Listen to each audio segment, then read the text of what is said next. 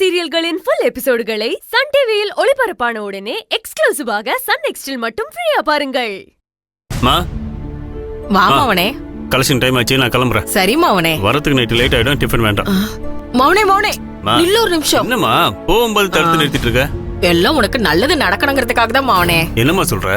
ஆமா மவனே, உன் அப்பா ஈஸ்வரி கிட்ட அபிய உனக்கு கல்யாணம் பண்ணி வைக்கிறத பத்தி பேசினப்போ அபி கிட்ட பேசிட்டு சொல்றேன்னு சொன்னா.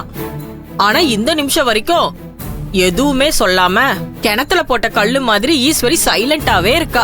அபி கிட்ட பேசினாலா இல்லையானே தெரியலையேடா. அதனால நீ ஒண்ணு பண்றியா மவனே? என்னம்மா? அக்கவுண்ட்ஸ் பார்க்க போறப்போ அபி கிட்ட நீயே மெல்ல பேச்சு கொடுத்து அவன் மனசுல என்ன இருக்குன்னு கொஞ்சம் கேக்குறியா?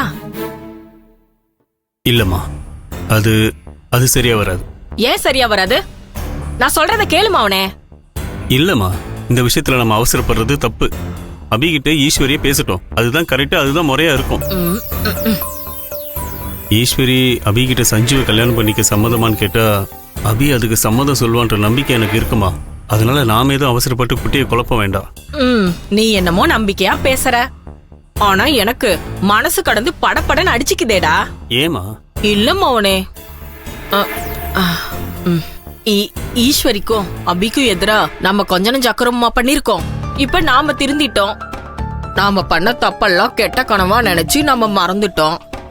ஆனா அதையெல்லாம் ஈஸ்வரி மறக்காம மனசுக்குள்ளேயே ஞாபகமா வச்சிருந்தா என்னடா பண்றது?